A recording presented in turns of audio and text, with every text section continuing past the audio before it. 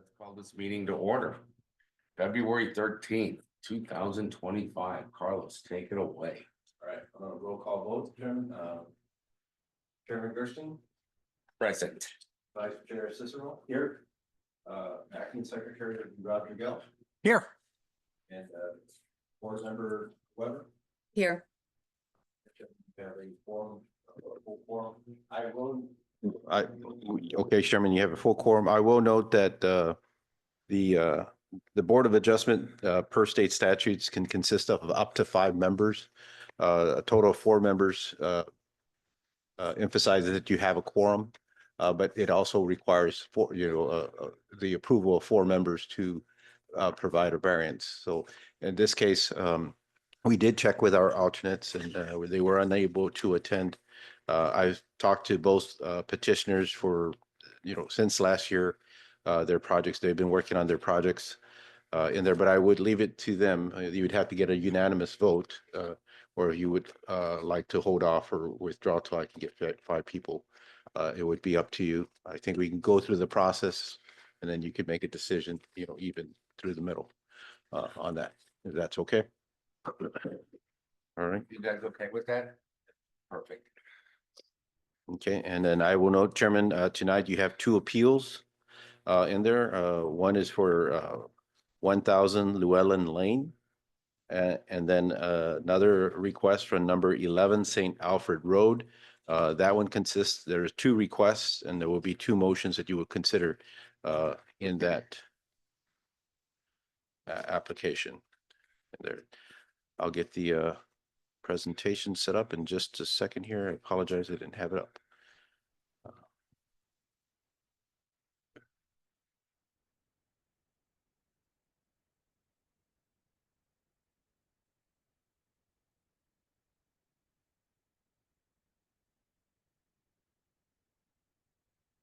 Right, you have the 2 appeals listed on your dais and also up on the projector. And those who are online right now, there is nobody online outside of Mr. Carswell, who is at home. He was also sick today. Oh. In there. So, Chairman, again, for the people here in the audience, you have and those online, you can participate. The process is that before each appeal begins, staff will present to the board first, then answer any questions and comments from the board, and then the applicant will present to the board and then answer any comments and questions to the board. Then there'll be an opportunity for the public, whether online or in present, to speak before the board.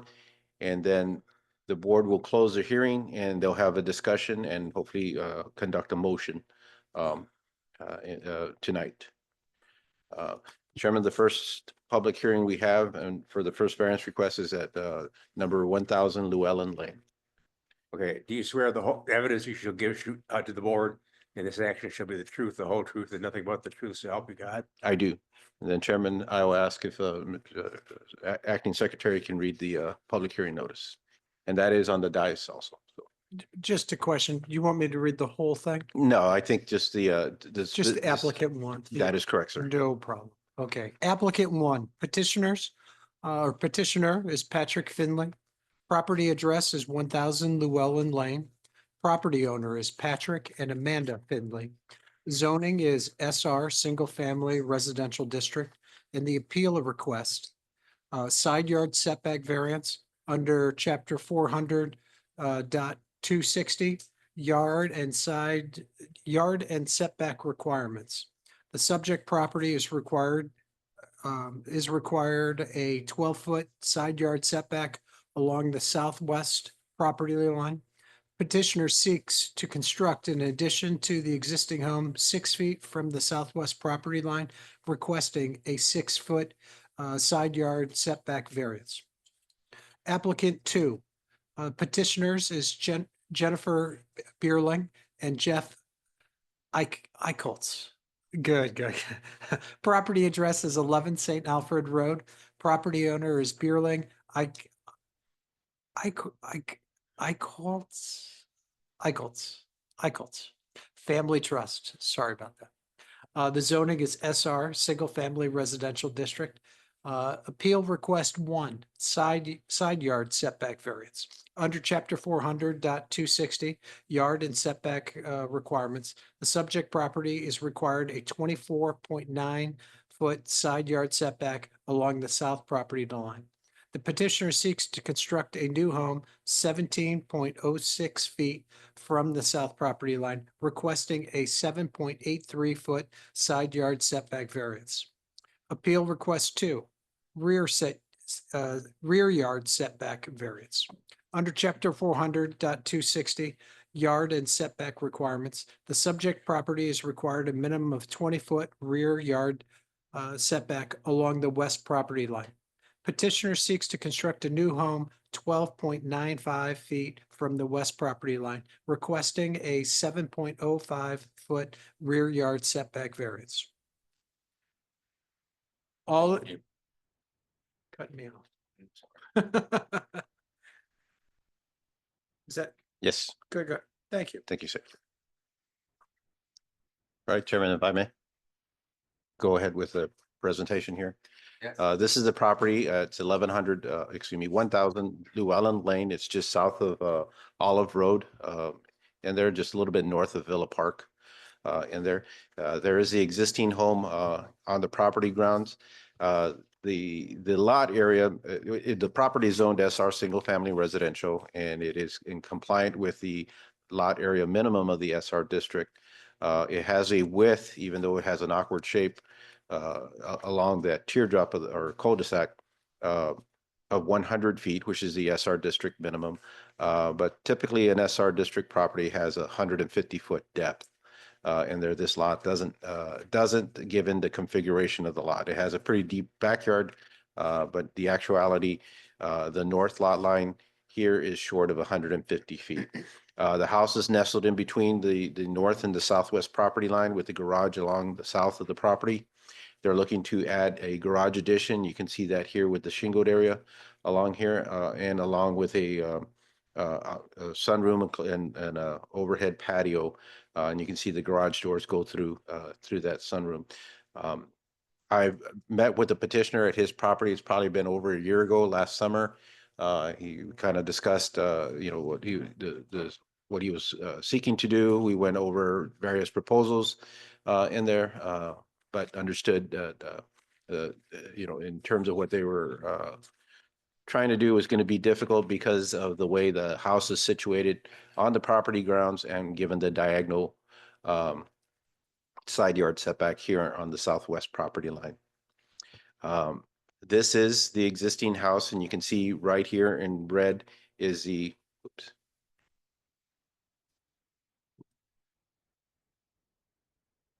Is the existing footprint of the current carport on there. They're looking to make that a 2-car garage in here, and you could see that in order to do that, they would be encroaching into the required 12-foot side yard setback. How do we determine side yard setbacks? Well, we actually measure how wide the lot is from the front yard setback at each point here and here, and it is exactly 100 feet. And then under the SR district, side yard setbacks would be 12% of that width. So when you apply that, it would be 12 feet here and 12 feet here. And you can see how the house garage side was built right at the setback line in there. They have a little bit more room on the north end in there, but in discussions with the petitioner was like, you would have an issue trying to expand the garage if you kept the same face front of the existing home. And that's what happens here. We will let the petitioner talk about, but we talked about there were other opportunities to set that face back or move that or shift that to the rear of the property and either reduce the encroachment or even eliminate it if the garage started right here at this point.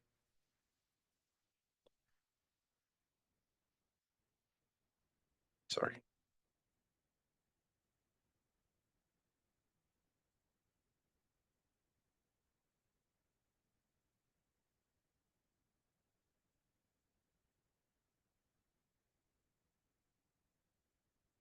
Right here is a streetscape picture of the existing property. You can see the existing carport that runs here.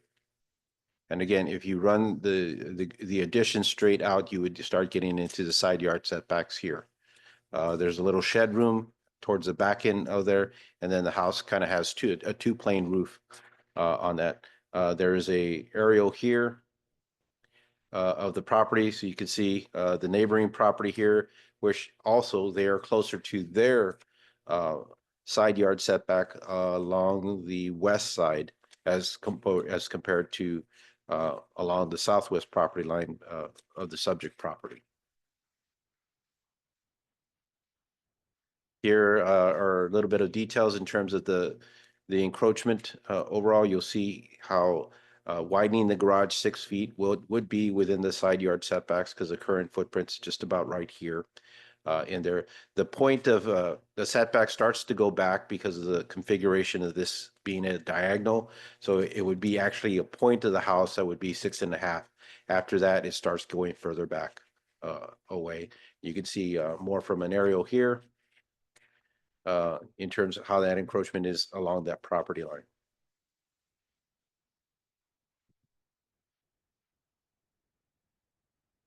A couple of things just to make sure that the board is aware.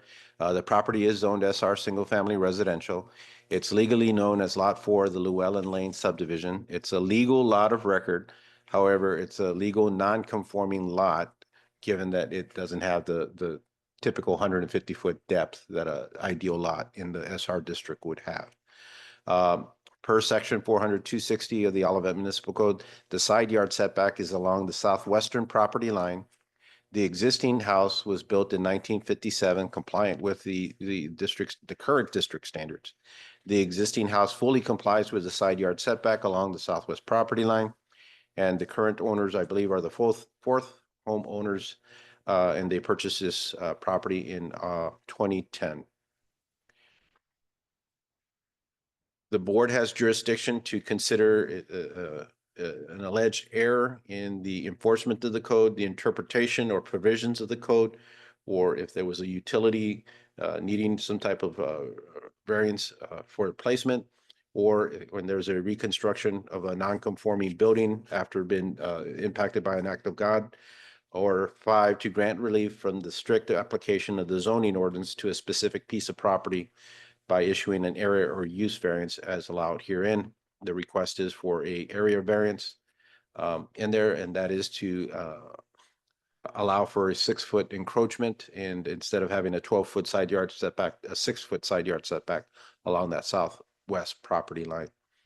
To justify an area variance, it is incumbent upon the petitioner to note to the board that this property is unique, has some type of unique condition, whether it's width, depth, shape, topography, or some other exceptional circumstance that's not created by the owner or the applicant, that there's a practical difficulty in the enforcement of the code on the property, that adjacent properties would not be unreasonably affected by the granting of the request, that overall the spirit of the code is maintained, and then that the consideration of the variance request would still observe some of the city's goals and objectives in there, including the comprehensive plan.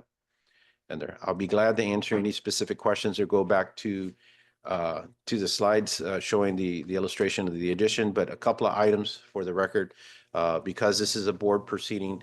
Items do need to be introduced to the board as exhibits, as if this was a legal type of proceeding, semi-quasi judicial. So that if there was a challenge to any action that the board takes tonight, these were the items that would be considered as part of the review process. One is the building permit application that was submitted by the petitioner on November 24th of 2024. The building permit application denial, we did that via email. It was dated also November 2024. I don't have the specific date here. The site improvement plans and building construction plans that were submitted by Colleen Studio Architects, those are dated February 7th, 2025. The Board of Adjustment application dated February 7th, 2025, which is part of your packet. We did post a public hearing notice, and we have an affidavit of publication that it was published in the St. Louis County on January 29th, 2025, 15 days prior to today's meeting dates. You have a copy of the posting and the affidavit, and then we also mailed that posting to all properties within 300 feet of the subject property. We did not receive any comments or calls. You have the staff report on your dais dated February 13th, 2025, including attachments, this PowerPoint presentation, and of course, the City of Olivet Code of Ordinances, including Chapter 400 zoning regulations and the zoning map of the City of Olivet. All right, Chairman, if there's anything else I can answer. Nice job. Yep. Questions? Jim, guys have questions? Uh, Carlos? no, I don't at this time. I don't, Wow, nice. All right. No. Whoops, there we go. Thank you. you said the garage could be moved back.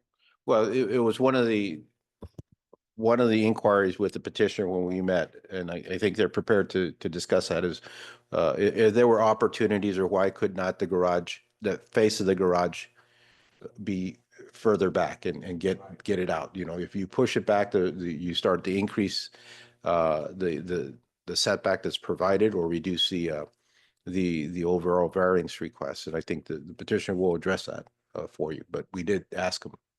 Yeah, wouldn't it also affect the roof lines? Again, I'll let the petitioner, Okay. it's a good point, but I think that Yeah. the petitioner is prepared to talk about that. All right. Would you like to come up and be sworn in, please? Do you swear that the evidence you should give to the board in this action shall be the truth, the whole truth, and nothing but the truth, and help you God?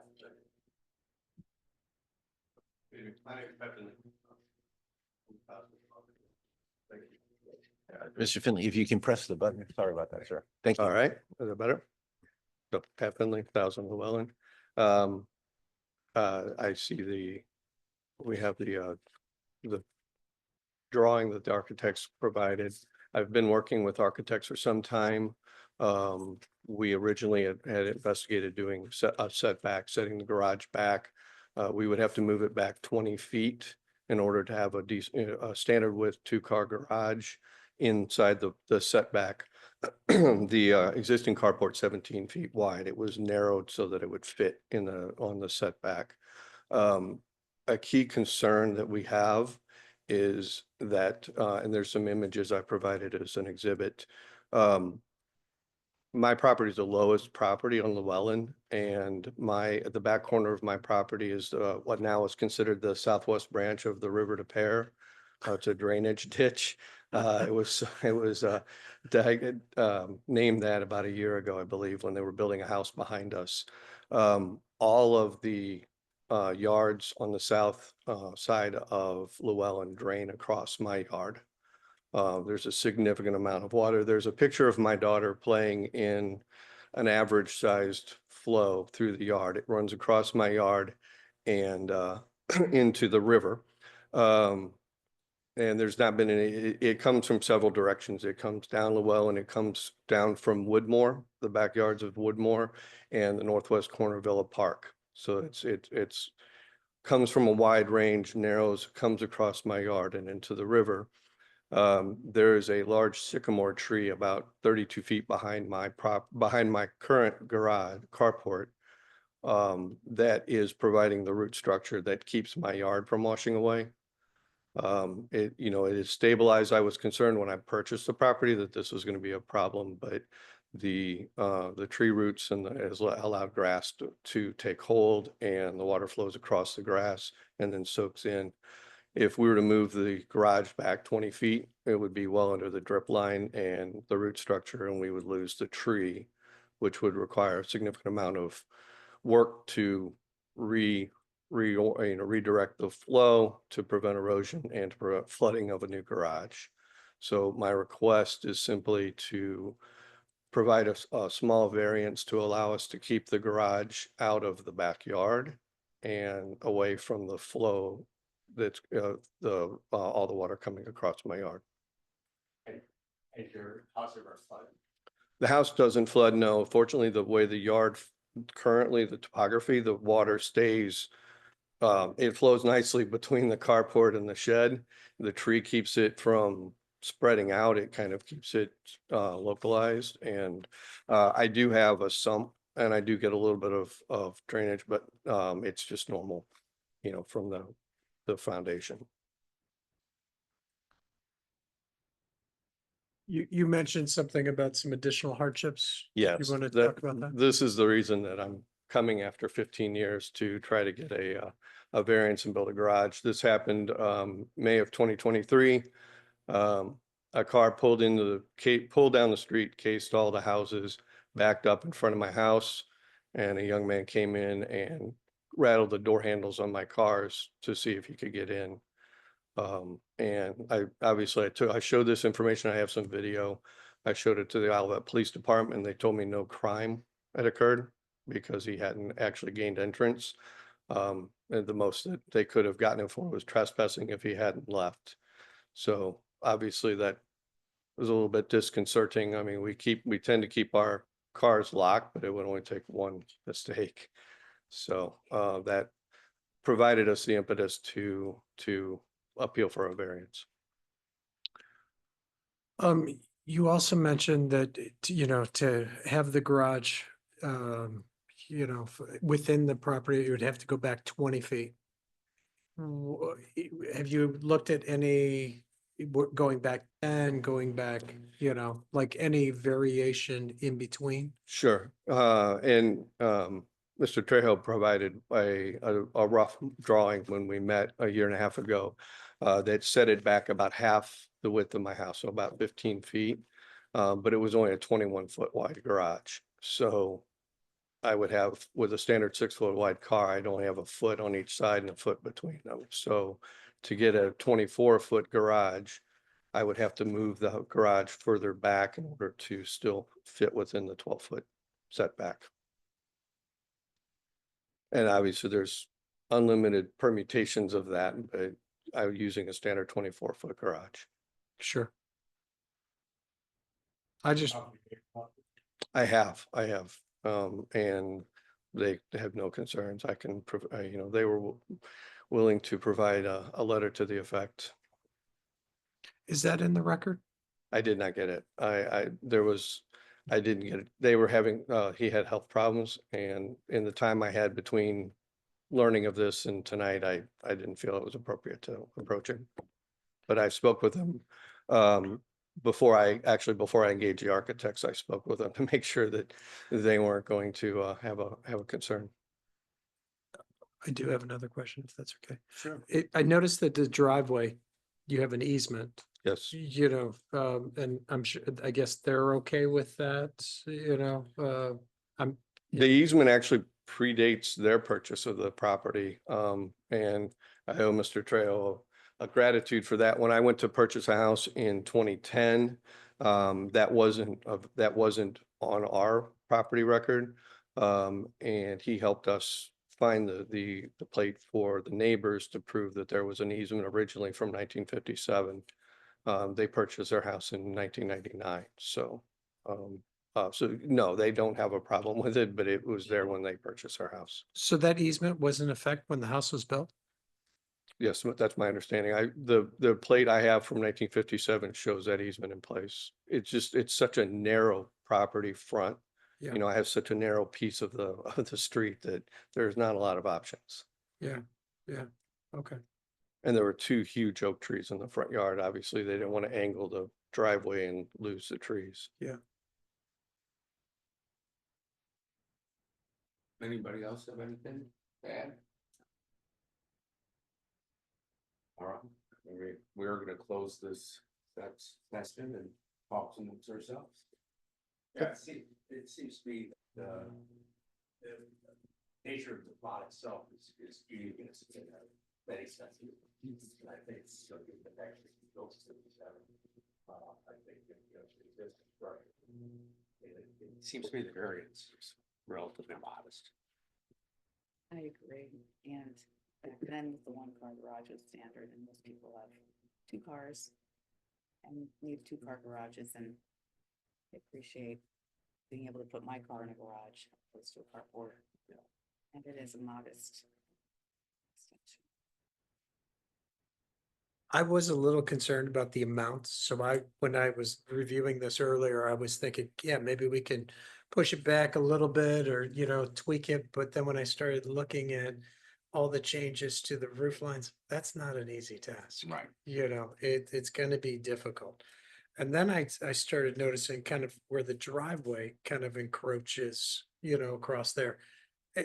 It almost already seems like that's, you know, that it's not as bad being that close if you already have an encroachment.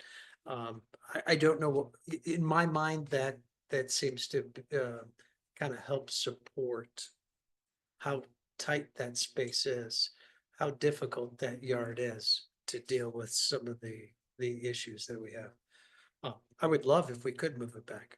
But- That's what I was hoping, but I agree. Yeah. Anything else? All right, I think we're ready for a vote. Chairman, just to make sure there's anybody in the public that would like to speak. Oh, I don't believe here, but I'll open it up. I All kinda- right. There is one person online, and I'm not sure if you are here to speak in regards to this Find petition. out. I'll give you a couple of seconds here. If you are here to speak in regards to this petition, you can click your raise hand. That's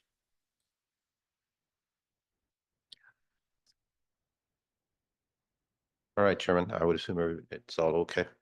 I'd like to make a motion to go ahead and approve the variance. Do we have any specific wording? Yes, I'll get that up for you on the dais in just a second. And so it's legible.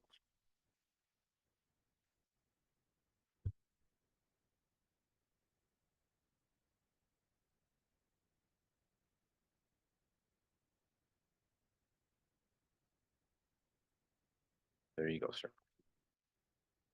The motion is to grant a side yard setback variance of no more than 6 feet along the southwest property line for a garage addition. As illustrated in the plans dated February 7th, 2025, November 5th, 2024. Motion, I'll second it. Thank you. Sorry about that. Okay, Chairman, we're required to do a roll call vote. Can you do that, Carlos? Yes, sir, please? absolutely. All right, on the motion as seconded, Board Member Jurgel, Approved. Board Member Cicero, Approved. Board Member Weber, Approved. Chairman Gerstein, Approved. and the motion passes unanimously 4-0 in there. The next step in the process would be, I believe that the addition HIT decides that it's got to go to the Planning and Community Design Commission. That's the city's architectural review board. And there we'll work with Mr. Finley about getting the paperwork submitted. So that would be the next step. I know you submitted some stuff, but we were trying to make sure we got at least to this point in here. And it might be something in April would be probably the next dates. All right. Thank you very much. Good thing you keep your car locked. I wish I had. The hard way. I've learned the hard way too. That was- Thank you. Thank you very much. We're ready for All right. part two. All right, Chairman, I'll note that the public hearing notice was read into the record earlier on by Board Member Cicero. So I'll go ahead and conduct the presentation. And I'll also note that there are 2 appeal requests. I read in, Yeah. Sorry. Show credit to Board Member Jurgel, who read the public hearing notice. My apologies, sir, on that.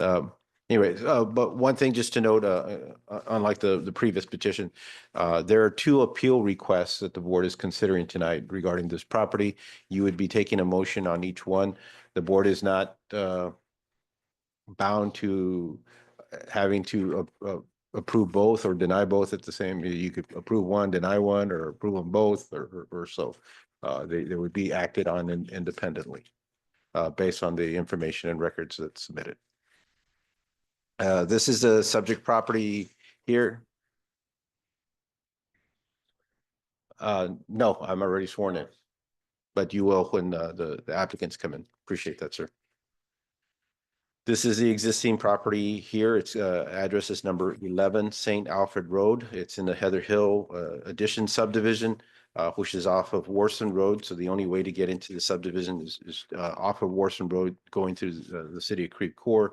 It's a multi-lot subdivision with 3 streets in there. And the location of this property is on St. Alfred, kind of in the middle. And you can see the configuration here. It's kind of a wedge shape. Petitioners are seeking to raise the existing home and building a new single-family structure in there. Yeah, all new homes will have to go through the city's Planning and Community Design Commission. They're in charge of the aesthetics of the architecture and the review. The commission can comment on them, but we requested they provide the board, at least so you can get an idea what the house is going to look like, and especially in terms of mass and volume in there. So you have some information here. Their next steps will be submitting these for the review process. This is a proposed home that they're looking to place on here. And when we go and review the setbacks, I've kind of flipped this. This is kind of the north side, and then this top here is kind of the south side. But the front yard setback is established by the subdivision, and it runs from this point here to this point here, and it's well over 200 feet in width. Once we have the measured front yard along the street side, the side yard setbacks are determined by 12%, and and that proportion is allotted on each side. And in this case, the side yard setback for this property here would be, as noted, I believe it's a little over 24 feet or so, or I may be off with the numbers. But when you have a property with a lot of frontage, they only need 100 feet of frontage. In this case, they have twice as much frontage that would be required for a typical lot. But since we use a percentage for a proportion, given that they have a lot of frontage, that means they're going to have bigger side yard setbacks than typical lots and all of that would, when they're only required. It is zoned SR single family residential. The SR district, of course, requires a front yard as based as a plat of record, which is shown here in red. But the side yard setback would be this green line here, which would be 12% of the red line width. And there, you'll notice that on the northern end of the lot here, they don't have a side yard, even though there's a little bit of property right here. The front yard setback is so long and extensive, and this lot, it being kind of a triangular shape, there's no side yard that is applied on this end. And then the rear of the property is actually this, what I'm gonna call the west property line up here.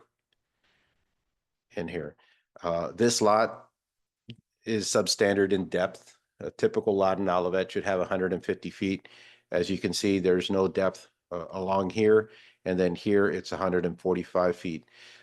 So the code in the SR district requires that a rear yard setback should be provided to adjacent properties of 20% of the lot depth or 20 feet, no less than 20 feet. And that is our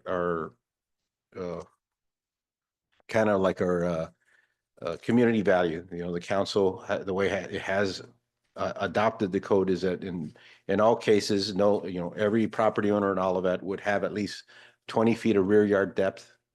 And any neighbor adjacent to that could be guaranteed that, you know, a neighboring structure wouldn't be closer than 20 feet to the property line. You kind of expect that to be consistent all the way through. The petitioners are seeking to raise the existing house, which is currently illegal, non-conforming. I got the survey, and you have the paperwork in your packets in there, and to build new. We've been talking with the property owners, probably again since last summer, and even probably longer than that. They've been looking at different options on how to redevelop this property. I'll let them speak. When I first met with the Echo and Mr. Burling, Mrs. Burling and Mr. Echoes, they were looking at some type of remodel and addition in there, and they'll talk about why that was not successful in terms in there.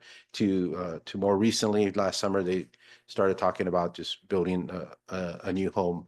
And I believe, and they'll talk about it, there was an event on this property that kind of pushed the plans a little bit more forward than what they were before in there. So you have what they're seeking to do. I'll note also that along here, even though that area is not as buildable because of the way the setbacks crunch in, there's a series of various utility easements that cross through here, which we would not allow any structures over. We would allow a driveway or some flat work, but this area along this portion of the property, given the easements, I think there's a MSD lines that run through here and some other lines that you could see that run both parallel with the front yard and perpendicular to the front yard. And there. A little bit about the side yard setbacks. Again, the wider the lot, the greater the side yard setback you have to provide. That's just the way the rule of that proportion works. However, again, maintaining the community value, the way the council adopted the ordinance is that every lot within Olivet would have at least a minimum 5-foot setback, both for the property owner and also for the adjacent property owner to be secure that you would never have a house within 5 feet of you. The older house that is on here is a lot closer than what this is being proposed. So they're actually increasing the degree or reducing the degree of nonconformity with this footprint, and then it goes parallel with the property line, so it doesn't get any encroachment. The rear yard, I'll let them talk about the conditions that led to that rear yard, but in this case, they are going within the 20-foot minimum in there. And again, we try to maintain both for the property owner to have a reasonable backyard, but also for the adjacent owners that they can be secured that no building structure would be less than 20 feet to their property. When you look at the aerials, you'll see the configurations of these two lots, and you'll get an idea of where their existing homes are located. And then you can decide in terms of what type of impact that they would have. And I do believe, and it's part of your packet, you have 2 letters from those adjacent owners towards the end of the packet that have been submitted, and they'll reference those when they come up. This is a street view from Google. You can see the existing house. It does have a 2-car garage. That garage faces north. It will have this, the new home would have the same configuration, pretty much the same length, but it's the depth that's going to be a little bit different. This is a Google aerial view looking at it from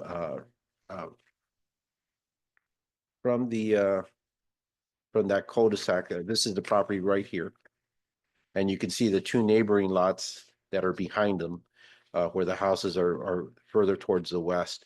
And the way their property works, there's a big vacant area kind of wedge right here because of the cul-de-sac.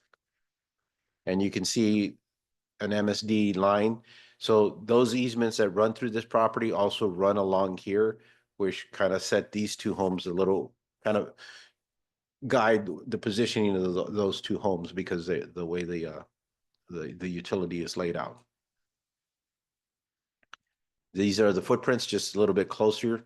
I think Mr. Carswell putting this together, it kind of shows in red the rear yard setback encroachment in there. Even though there are 2, we have to go with the one that's the greatest in there. And then in this case, this is a 7-foot encroachment.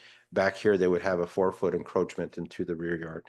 And again, I'll stress, it's one of those that it's at that point as you get further along that elevation, that degree of encroachment starts to be reduced. And there on the side yard, you'll see that here in this the lavender color. It is further away than what the existing house is, but you can see how it's set, and they provide still 18 feet, a little bit over 18 feet of side yard setback in there, where the code is looking for 24.9, given how wide that this lot is. A couple of things or findings, for the record, the property is zoned SR single family residential. It's legally known as lot 31 of the Heather Hill First Edition subdivision. It is a legal lot of record. However, it is a legal non-conforming lot with the city's lot code minimums. Per section 400-260 of the Olivet Municipal Code, the side yard setback is along the south property line and the rear yard setback is along the west property line. The existing home was built in 1952. The existing home is also legal non-conforming as it encroaches 13 feet into the 24.9 side yard setback. And the current owners, I believe, are the 6 owners who purchased the home in 2014.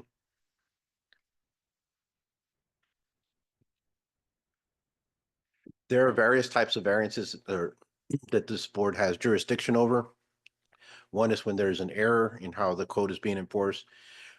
Two is when we're interpreting the provisions of the code. Three is for public utilities. Four is for reconstruction. And five is to grant relief from a area of variance, and that's what you're considering tonight. In an area variance, the board should be shown by the applicants that there's something unique about the property, whether it's width, depth, shape, topography, or some other exceptional circumstances that's not created by the owner or the applicant. That there's a practical difficulty as opposed to one of mere inconvenience, where adjacent properties would not be unreasonably affected, where the variance as proposed would still be within the spirit of the code, and that they would observe all of the other criteria, like the underlying zoning district still being used for residential, and the city's comprehensive plan. And Chairman, if I may enter a couple of items just for the record, again, this is a proceeding, so these items would be part of what has been submitted. One is the building permit application dated January 7th of this year. The building permit application denial, which was sent via email dated January 7th of this year. The Board of Adjustment application dated January 16th of this year. The site improvement plans prepared by Lawrence Strutman Architects dated January 16th, 2025. The building construction plans by THD Design Group dated January 16th, 2025. The public hearing notice, the affidavit of publication that we did publish this in the St. Louis Countian on January 29th, 2025. That's 15 days prior to this meeting. The posting and the list of addresses of properties within 300 feet that were forwarded a copy of the public hearing notice. The staff report before you dated today, February 13th, 2025, including its attachments, the PowerPoint presentation, and the City of Olivet Code of Ordinances, including Chapter 400 zoning regulations and the zoning map of the City of Olivet. Chairman, that's all I have. I'd be glad to answer any specific questions. Thank you, Carlos. Questions? I have a question. Carlos, if the width was, only to the center line of that easement, the drainage easement, I believe. What would the side yard setback be? It would depend. I can't scale off of here, but I would assume that width. Okay, You do? Okay, Right. okay.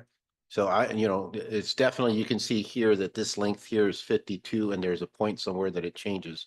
So you're looking at about maybe 140 feet, which would have reduced that to 140. So yeah, about 18 feet. It took a while. Yeah, so Nice. in there. And again, you can see that they're maintaining an 18.8. A little closer here. That's a one-story home, correct? That's being proposed, the existing and that being proposed is a one-story structure. Any other questions for Carlos? I mean, so if this house fell down and you want to put the exact same home on that lot right where it is now, you would still need variances. You'd have to come to the board. Okay. To build it within that existing footprint. Thank you. Any other questions? And the new house has less of an encroachment It would on the south, on the side. yeah, on the side property line. However, in the rear, it would be a little bit, it would be, you could see where those encroachments are. I'll pull up their site plan here. They got a good survey of the existing conditions. Oh, that's better. So you could see here that, the where in the side yard setback, they're looking to encroach, these amounts here, that house goes into roughly 13.3 feet into that side yard setback. Some of these lots are very weirdly shaped. I have to Just to note, at release- first I thought this was probably one of my most unique shaped properties in all of that. Then when I saw the other side, they're going to have a similar situation on how they just, and Yeah. when they did the subdivision, how they wedged those Right. two lots at the end, given the curvature of that street and the backup of this subdivision. I mean, you really have a property line that's just 18 feet deep, Yeah. Wow. but a lot of frontage. Yeah. Yeah.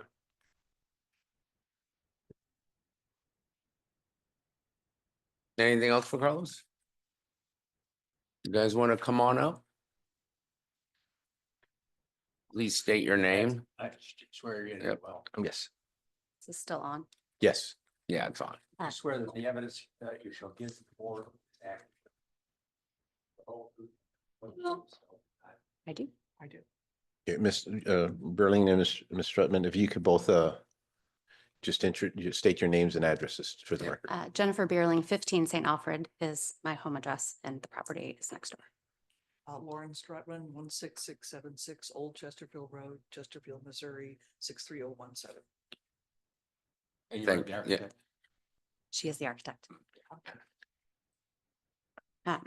So if it's okay, I did a little writing because I'm afraid that I was gonna forget things. And so bear with me if it's okay that I read that to you. First, I want to thank you all for your service to Olivet and appreciate your volunteering to serve on this board. My husband Jeff would want to be here tonight and he threatened to video in, but he is out of town for a work event and decided that may be more intimidating for me if he was on video. So he unfortunately was unable to join tonight. I will try not to repeat myself from the letter that was included in your packet, but I do think there are a few notable items that I wanted to call out verbally to you today. The lot at 11 St. Alfred, as we've talked about, is extremely unique, non-conforming. And it is next door to the home that we live in at 15 St. Alfred. We have held on to the home since its initial purchase with the intention for this property to enable the independent supported living of our adult daughter who is disabled. In January of 2023, there was a fire caused by a tree falling on an overhead power line, and there was significant damage to the property. The house has been uninhabitable since this time. Over the course of the last 2 years, we have consulted with 4 different architects, initially working nearly a year on a design for a renovation that would both repair the fire damage and reconfigure the home for accessibility. This route ended up being cost prohibitive as it rivaled the cost of new construction, but with a lot more unknowns. And additionally, each design we attempted with multiple architects also would have required a rear setback variance. So we pivoted our plans to new construction and have been working with our current architect, Lauren Strutman, for more than a year on revisions, attempting to design a home that meets the accessibility needs of our daughter and remains within the lot setback requirements. Despite 2 years of effort, we have been unable to design a home which provides the necessary accessibility within the standard setback constraints. Lauren has helped to create a proposed design that minimizes the intrusions into the setback and the amount of the variance being requested, while also being a fully accessible home. And this is the plan that you have before you today. As you'll see in the submission, the lot has a number of challenges. We've talked about many of them, the frontage being extremely long, resulting in the calculated side yard setback of 25 feet. The frontage includes the north end of the property, which is unusable due to both narrowness and the division from the rest of the property by the stormwater sewer. And there's actually an inlet on the property as well. So there's also, in addition to the storm inlet that you showed, that Carlos showed, there's an additional inlet on our property as well.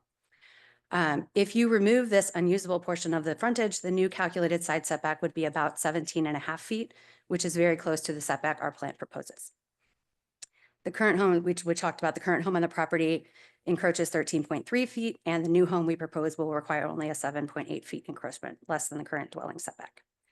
At the rear of the lot, a rear variance is requested due to the 20-foot minimum setback, which is taking priority over the calculated minimum based on lot depth. Because of the taper of the lot, the buildable depth on the garage side of the house is quite narrow because of the 40-foot required in the front and the 20-foot required in the rear. If we planned a detached garage rather than attached garage, the 10-foot minimum setback would be allowed. That's something we talked about with Carlos. However, a detached garage does not allow for a covered entry for an accessible van that our daughter will require in case of inclement weather. And our proposed setback variance of 13 feet from the back corner is greater than the setback that it would be if the garage were detached, which is 10 feet. We've discussed our plan with both neighbors adjacent to the lot in the rear, who are both on Cherry Lane. Both neighbors are supportive of our plan and have provided written statements to support our requested variances. You have those in your packet. To the south, we are the site adjacent homeowners at 15 St. Alfred and do plan to remain in that property. As we mentioned, the home is really intended for our daughter. All right, I'm going to try to get this part without tearing. Finally, I would like to talk a minute about why this house and why this design is really needed. As I mentioned multiple times, the primary resident of the home will be our adult daughter who has significant physical and intellectual disabilities. We want to allow her a safe and accessible home to thrive as a member of the Olivet community. Said I wasn't going to do this. Accessible housing is in significant shortage, not just in Olivet, but in the entire St. Louis area. During the 2-year period working through this design, we've also toured countless houses for sale in the area, and we did not find one that would have been reasonably accessible without significant renovation. Accessibility requires larger bathrooms to allow for a wheelchair or a walker, wider hallways and doorways. In an accessible home, the square footage needs to be increased, not for luxury, but for function. An attached oversized garage is also planned, which will support the use of a wheelchair accessible van and enclosed area to move from the home to the van while covered from the weather, and also still allow a place for a second car to park. We believe that granting this variance is consistent with the spirit of the zoning regulations and can be granted without detriment to the public good. Our neighbors are supportive. In addition, the construction of a fully accessible home allows for diversity in housing in the Olivet community, which is a core tenet of the Olivet Comprehensive Plan. And we thank you for your consideration. And I think Lauren did have a couple of items she wanted to review from an architect. Sure. Yeah, I'm the architect, Lauren Strutman. I'm happy to answer any questions, and I think Jen and Carlos have done a wonderful job of presenting this case. And I just have one very small thing to add, and it's on a handout.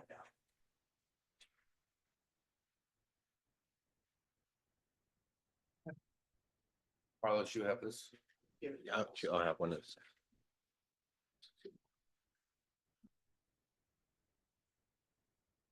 And then we did have in the slide, you can see up on top.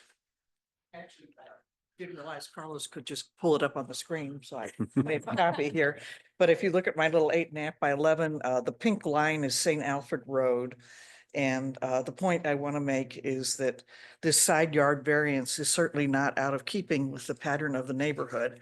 If you look at the lots in the neighborhood along the pink line, you can see there's a lot of actually very narrow lots in St. Alfred Road up at the beginning and even down at the end. And there's really only 3 wider lots. And that's number 18, number 11, and number 9 are the 3 wider lots on the street. And if you look carefully, you can see the yellow line, that's the property line. And you can see all of the homes on the wider lot are very close to their side yard setback. So I don't see any wide side yard setbacks that would make this design be out of keeping with the rest of the neighborhood. There's basically narrower side yard setbacks because of narrower lots in this neighborhood. And that's all I have to add. Guys have any questions? I now, Is there anybody online that? No, sir. and the letters for the record were positive for the neighbors, yeah. And they're part of the packet in there, each one of you have. I saw it. I will also say both were actually very happy that the lot was, or that the home was going to remain a 1-story home. I think that was I'm sorry. both of our neighbors were actually very happy to learn that it was going to remain a 1-story home versus a 2-story. All right. Thank you. We Thank will you. close this portion and open up for discussion amongst ourselves.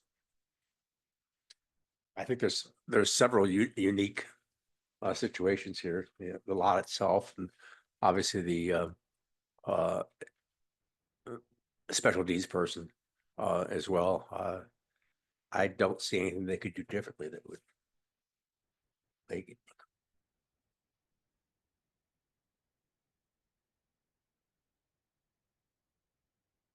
No.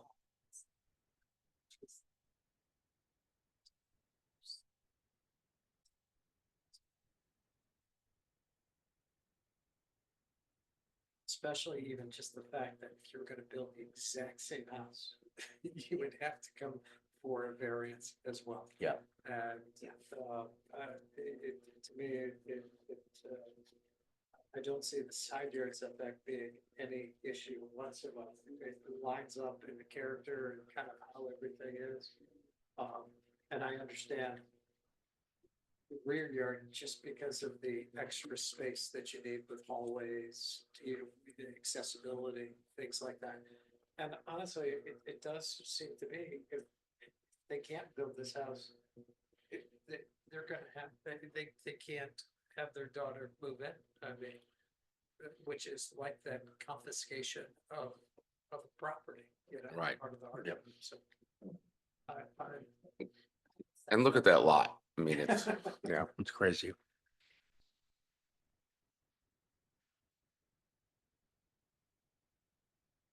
okay.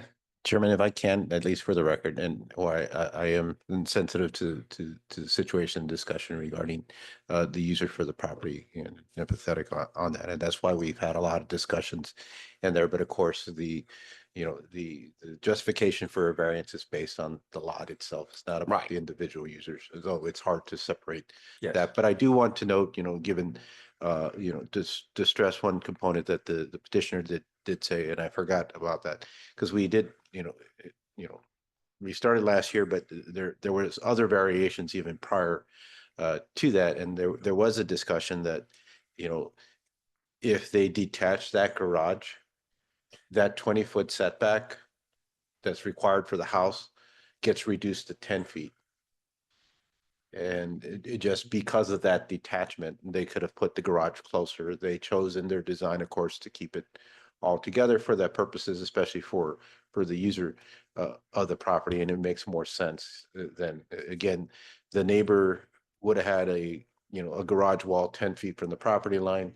Now they're going to have, a point of a garage 13 feet from the property line in there. So there was some consideration in that aspect. I forgot about that discussion. In addition to that, the point closest to that is not like a big activity window or something that now you're going to oversee your neighbors. It's a garage, and I believe the walls almost, now they got to go through the review process and all that, but mostly solid. So it's not, even though it's closer to the neighbor's property, it's not overseeing the neighbor's property as you would if that was the living room or something like that.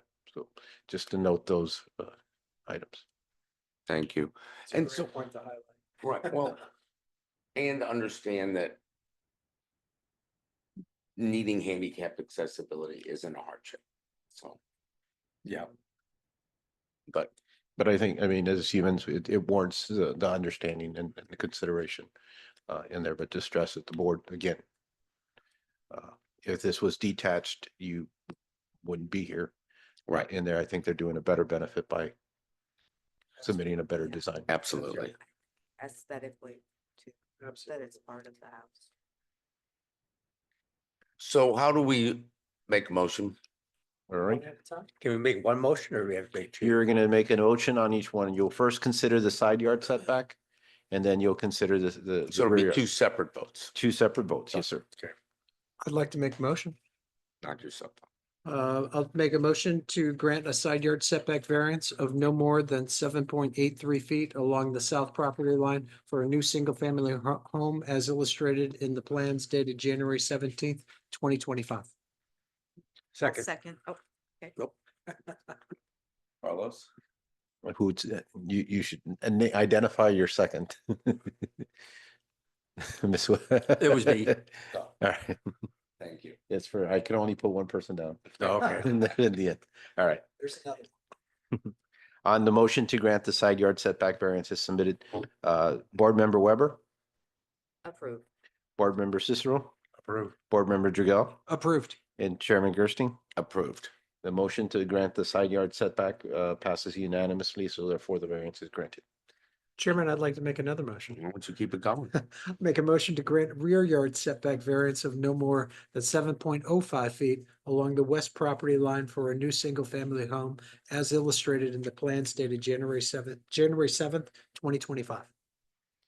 I'll yield my second to Dawn. I second the motion. It has been seconded. Carlos, Chairman, on the motion to grant the rear yard setback as submitted, Board Member Weber, Approved.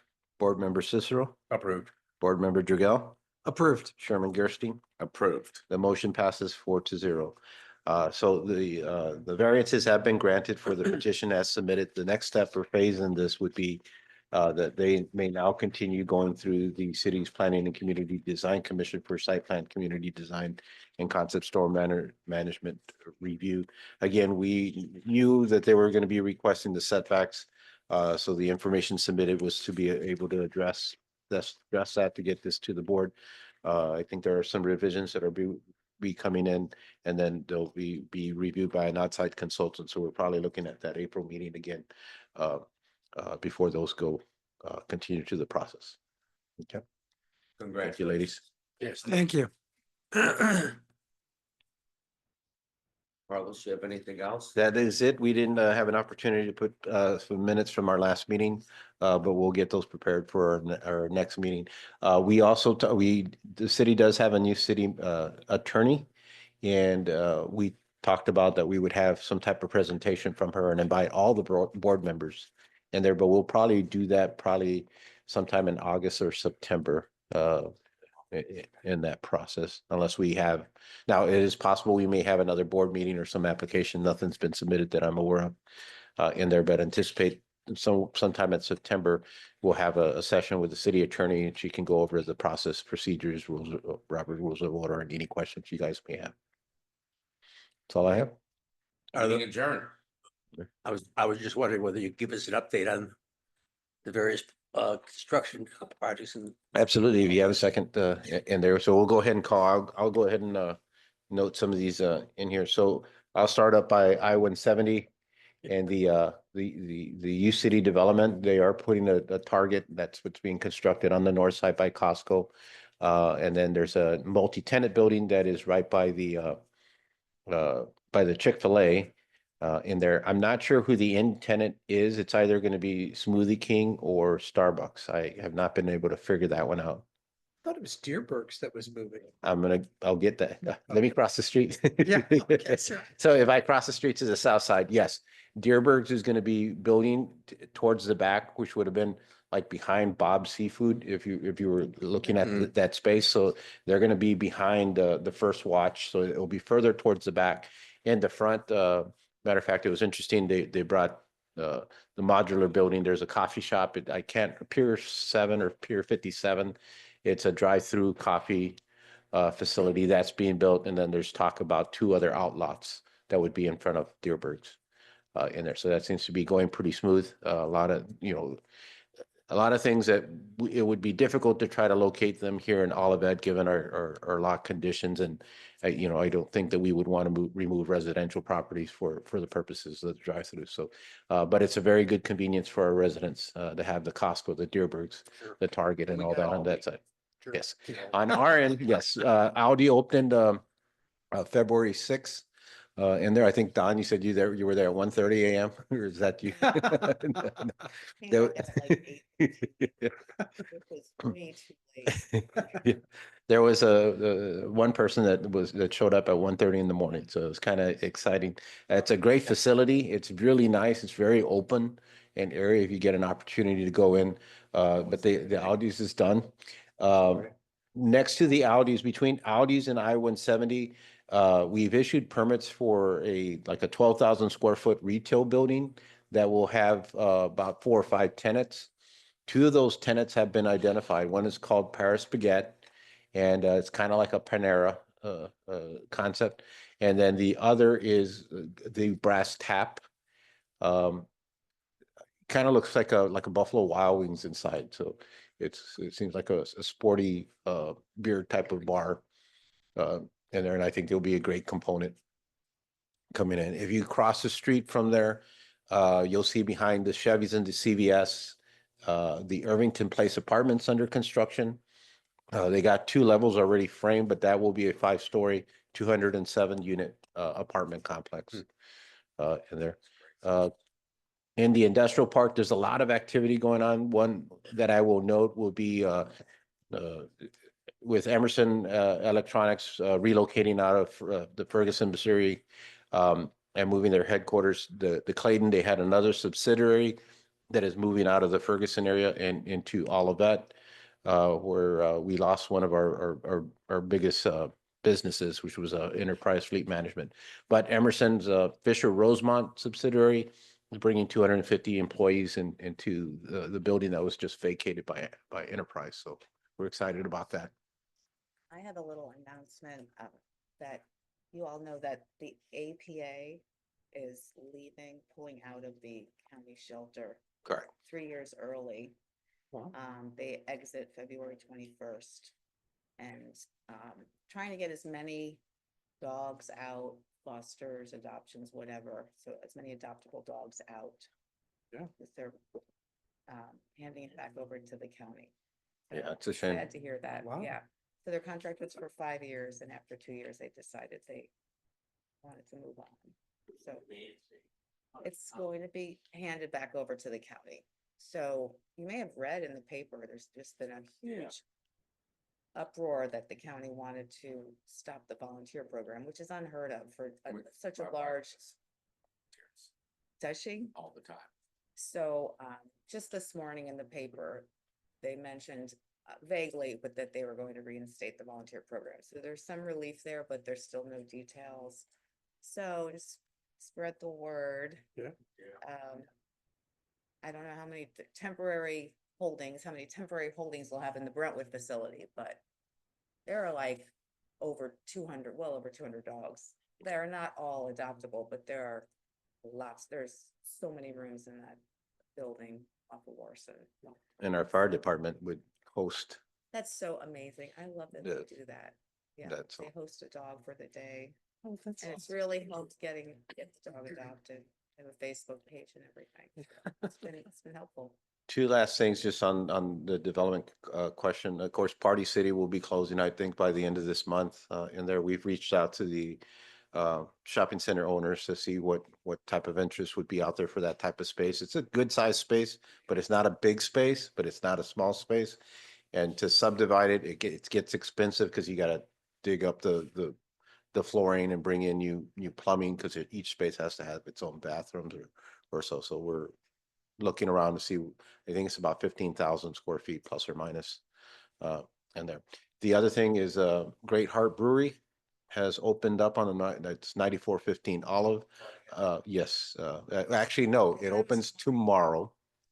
Tomorrow at 4:00 p.m. Great facility. They really did a really nice job with the interior. The building And is so pretty. yes, so good. They did such a nice job with that. So Is there any further building on that 170 price? yes, they also are to have an office building that would be located around where the old Office Max used to be, Right. and then a hotel further towards the back in there. Yeah, and we're trying to work with them to at least expedite the hotel process because there is a name, chain, and owner for that.